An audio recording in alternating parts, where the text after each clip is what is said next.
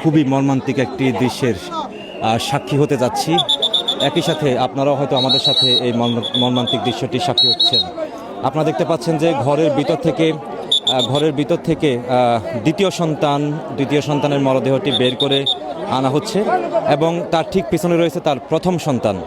আমরা যেমনটা দেখেছি কিছুক্ষণ আগে এইখানে মরদেহগুলোর গোসল এবং সব প্রস্তুতি সম্পন্ন করার পরে এক এক করে প্রথমে দুটি মরদেহ ঘরের ভিতরে প্রবেশ করানো হয়।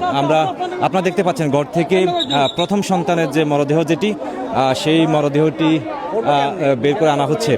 এই সুবাদে আপনাদেরকে একটু বলে রাখি যে এই চার ভাইয়ের মা তিনি শুরুতে জানতেন না এই মৃত্যুর খবরটি। তাকে গতকালকে জানানো হয়েছে, তবে গতকালকেও তাকে বলা হয়েছে যে তার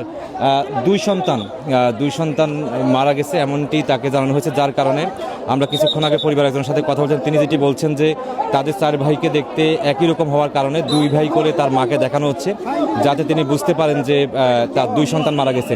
আপনারা দেখতে পাচ্ছেন যে তৃতীয় এবং চতুর্থ সন্তান আরও দুজনের মরদেহ ভিতরে নিয়ে যাওয়া হচ্ছে তার মাকে শেষবারের মতো দেখানোর জন্য। এর আগে যেমনটা আমরা আপনাদেরকে দেখিয়েছি, প্রথম সন্তান এবং দ্বিতীয় সন্তানকে তার মাকে দেখিয়ে আবারও বের করে আনা হয়েছে।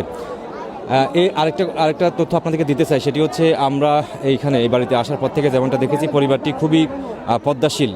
একেবারে প্রত্যেকটি জায়গাতে তারা ইসলামের বিধি মেনে কিভাবে এগুলো সম্পন্ন করা যায় সেদিকে খুবই নজর দিচ্ছেন। এখানে কিছুক্ষণ আগে এটি হচ্ছে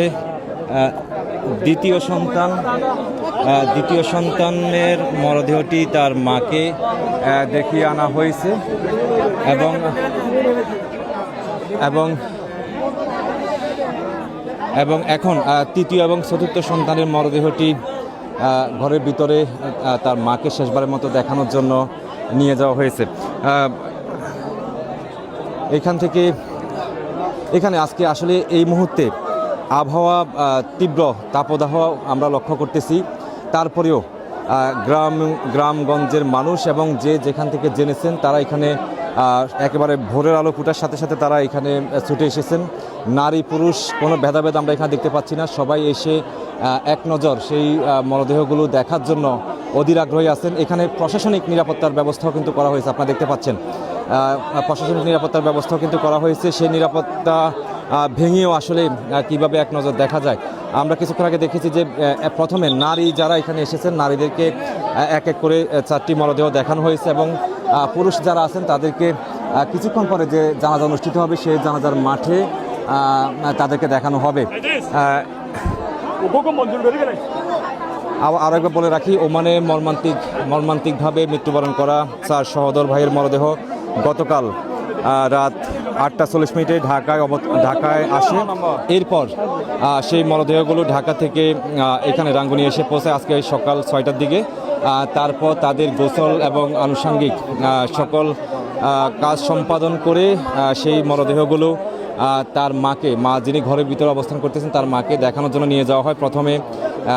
প্রথমে দুজন, প্রথম সন্তান এবং দ্বিতীয় সন্তান, এবং তারপরে আরও দুই সন্তানের মরদেহ কিছুক্ষণ আগে ভিতরে নিয়ে যাওয়া হয়েছে।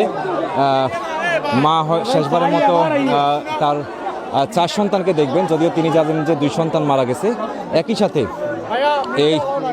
একই সাথে তার চার ভাইয়ের শেষবারের মতো হয়তো নিজের ঘরে ফেরা, মায়ের কাছে ফেরা।